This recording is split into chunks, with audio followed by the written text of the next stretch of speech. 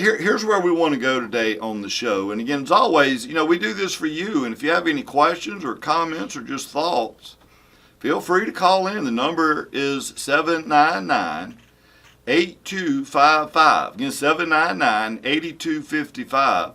Area code's 803 for anybody outside the area code. But, today we want to talk about some buyer agent obligations that I believe a buyer agent owes to their buyer. Now, look, there are fiduciary duties. We've talked about that on previous shows, and I'm not going to get into what those duties are per se, but kind of beyond that, and maybe I guess what I want to talk about might actually fall under the duty of due diligence. Because if you're buying a house, you're getting ready, most likely, to make the largest investment you're ever going to make, certainly for most people. Now, we want to make sure we're getting a good deal. It's a good investment. We certainly want to make sure you're actually buying what you think you're buying. Otherwise, things can kind of fall apart and cause problems. But here's some things if you're looking at buying a house, and if for some reason you haven't called me or Tara to help you with that, which obviously we would love to help you if you're looking at buying a house, obviously certainly give us a call. But again, our goal is to make sure you're informed. Whether you use one of us or use somebody else, that's certainly your prerogative. But I want to look at or talk about, there's a few documents that I think you need, obviously about the property, before you can make a very good decision on what to offer, or in fact, whether you even want to make an offer. You may find by looking at some of these documents, some of the information you may discover, you'll just walk away from it from the get-go.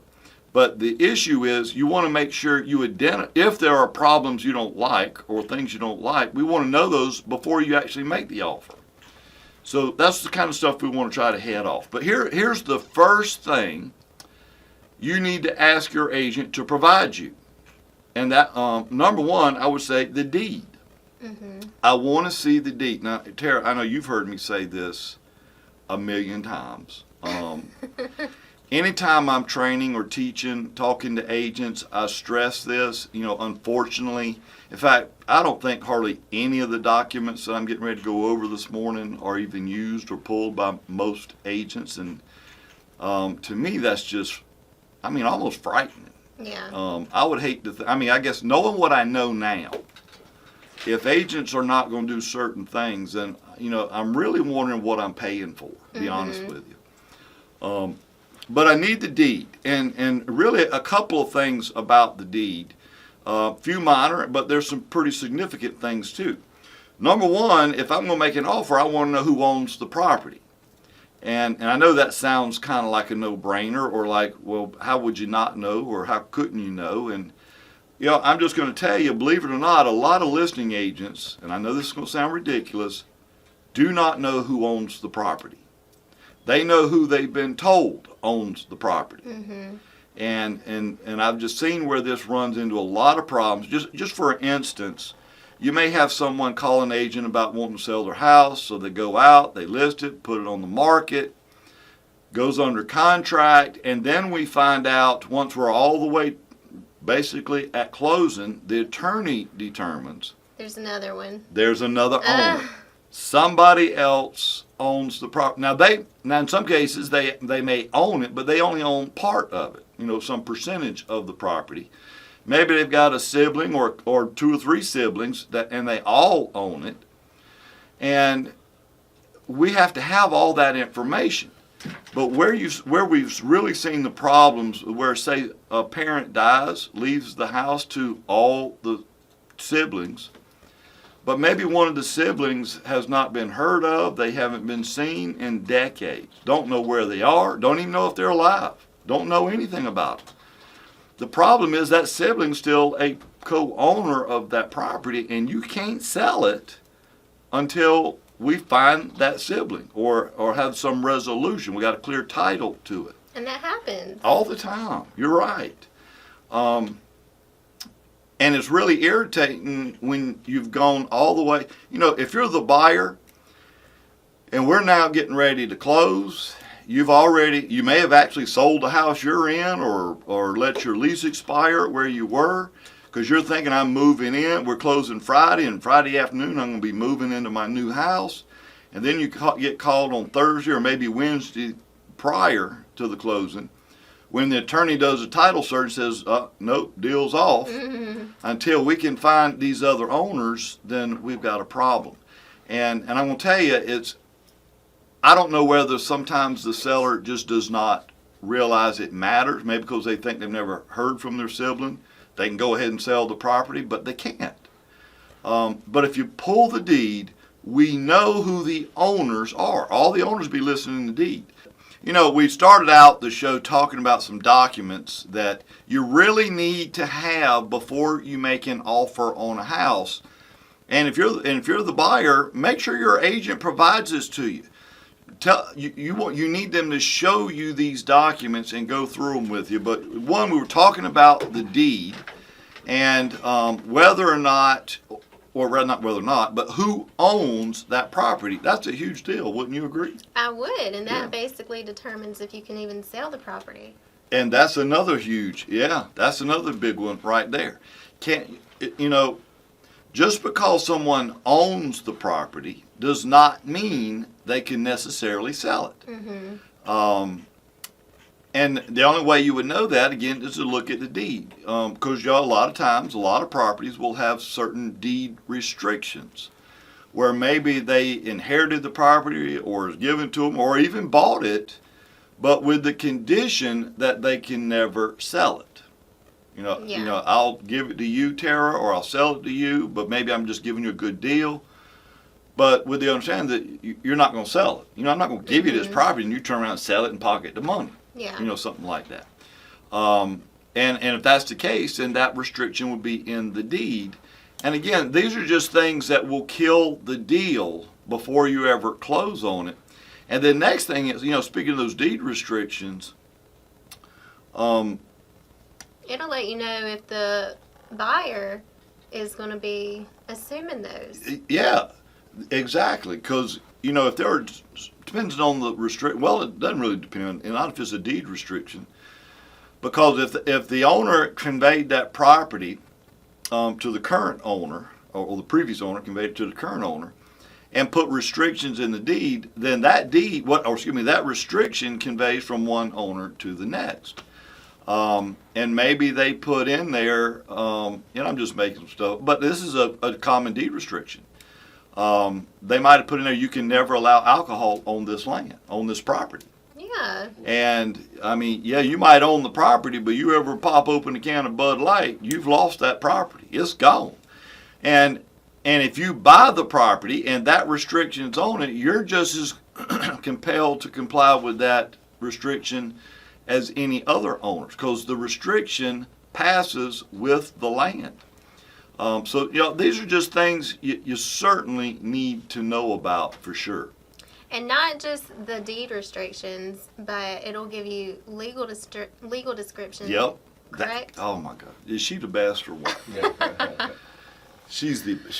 That's why she's number one. You're silly. But you're right. When you go to make an offer, for example, what most people put in the contract to identify the property we're either buying, either buying or selling, is the address, and occasionally the tax map number. And we're going to talk more about tax map number in a little bit. But I will tell you, it is not unusual for the address to be wrong. Not that they wrote the wrong address in the contract, it's just the address that the owner thought their address is wrong. And I've had people say, I've been living here for 20 years. This has been the address ever since I've been here. My mailman knows my house by this address. Okay, well, sorry, you're all wrong. It's the wrong address. And I'm telling you, it happens all the time. So you put the wrong address in the contract, you may very well have conveyed the wrong property. And that has happened. That has absolutely happened. So we need a legal description. For example, Edenwood subdivision, block 4, lot 8, something like that. Yeah. Then we know precisely what property we're looking for, that we're conveying. You may find the address instead, what did I say, lot 8? Yep. But say we were looking for lot 8, the address for lot 8, or the address we thought it was, might actually be lot 7 or lot 9, the one next door. And I'm telling you, that is so common. I see that when I'm doing appraisals all the time. And, you know, all this stuff can be prevented. We don't have all these issues. It can drive up additional closing costs because now the attorney has to go back and redo stuff. And all this stuff, it could be a lot smoother, a lot more pleasant, and a lot more economical if your agent is being diligent and looking this stuff up and not just go by hearsay, what other people say the property is or whatnot. You got to look the stuff up. And what was already in the MLS. Exactly. Because I'm going to tell you, if you're the buyer's agent and you're relying on the fact that what the what the listing agent put in the MLS, if you're assuming that's accurate, Lord, I'd hate to be. I would not want to be that buyer. I can tell you that. And you know, and I hate saying stuff like that. And I really do. Look, we got, and I've said this 1,000 times. If you listen to this show much, you've heard me say it. There are many. In fact, I'd say most agents are very good. We got some really good agents around the Midlands, and they do all they can do to help their clients. But just like any profession, real estate's no different. There's some that, quite frankly, should not be in real estate. And I'll just go ahead and say it. Got to be honest about it. But the other thing you were kind of touching was the TMA or tax map number. That's a big deal. And that's in the deed, right? And it will be in the deed. Yeah. But this is sort of a transition from the deed to another document you absolutely need to get, and that's the plat. Excuse me, but y'all, the plat, we need that tax map number to be able to make sure we've got the right property, and you need to pull the plat for that property. Now, let me just say right off the bat, and Tara, I know you and I have talked about this a lot, but if you're buying a house, you should have a survey done. Yes. You absolutely need one done. It's not required. You don't have to do it. You know, the bank's not going to require you to do it, but that does not mean you should not do it. So I just want to be very clear.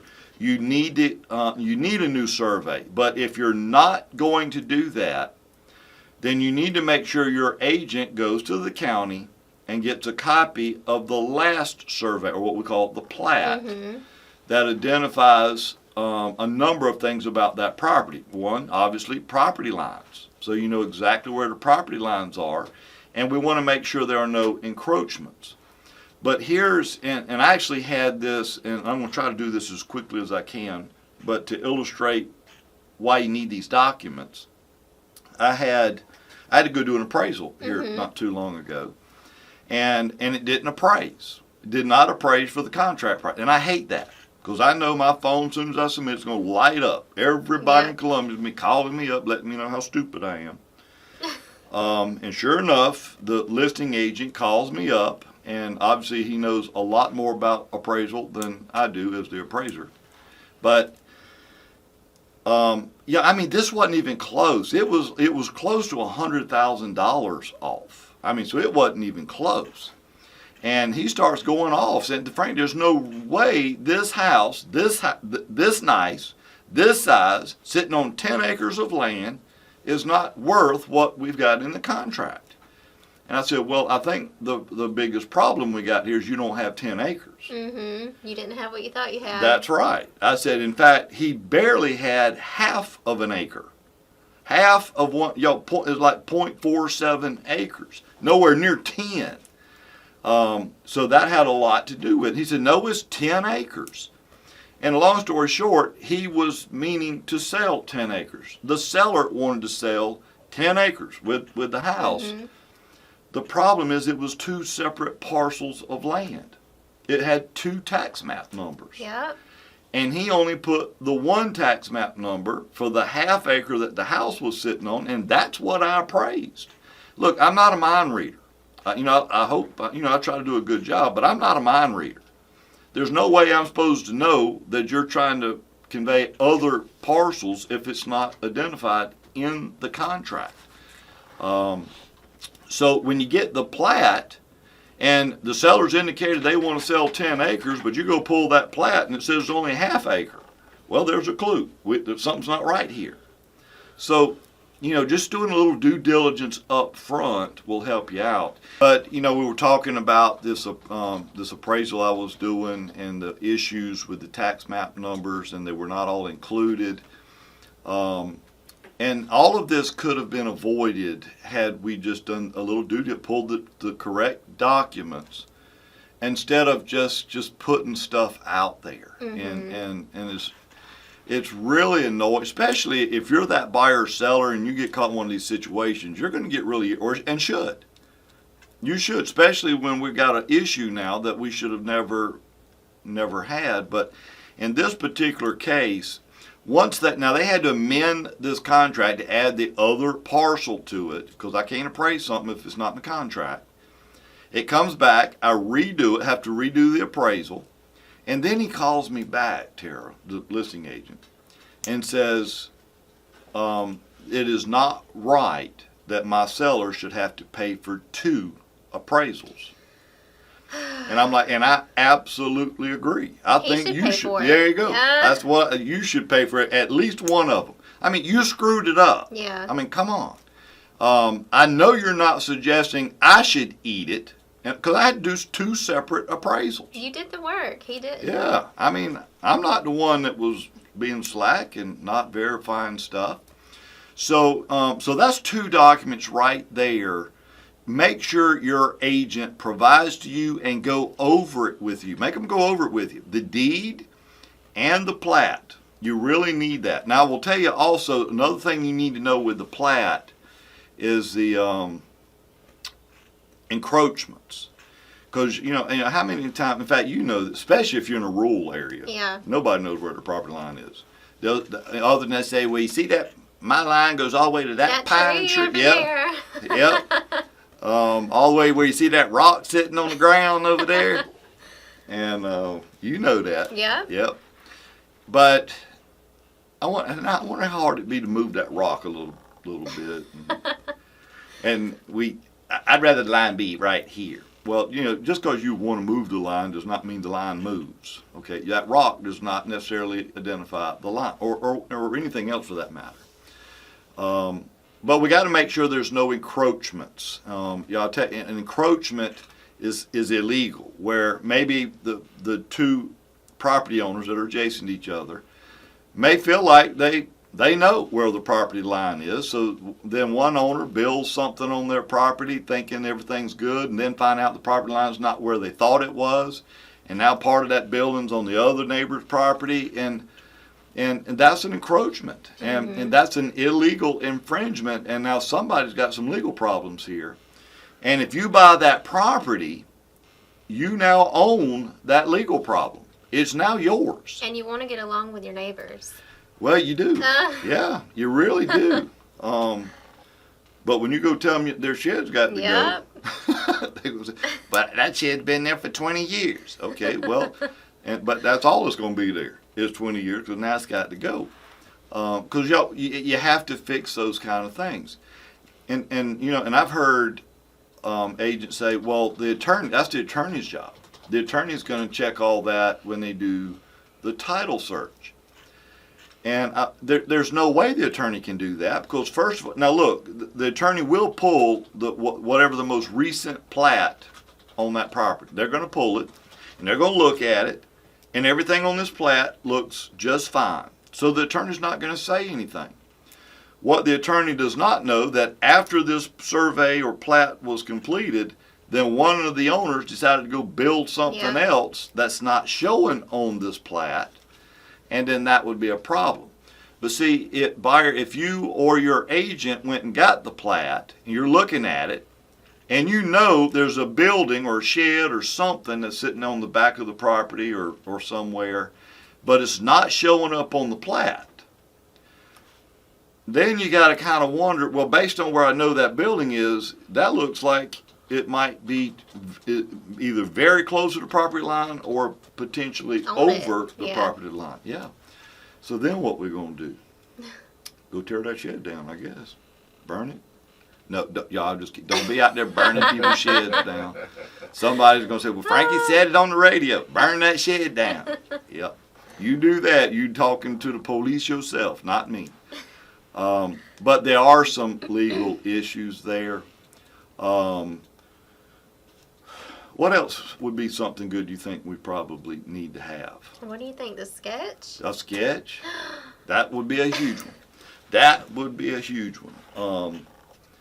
You know, if you're going to make an offer, your offer should be based on what the property's worth, not what the seller wants for it. I know at least when I do, and I know Tara too, but if we're representing you, buyer, then we're going to suggest you make an offer based on what the property's value is. Now, that might be in line with what the owner's asking for it. It may not be. But quite frankly, you know, as the buyer's agent, and I'm sure the buyer thinks the same way, I really don't care what you want for it, seller. Yep. It really only matters, one, what it's worth, and then two, what am I willing to pay? And hopefully those two will be pretty close together.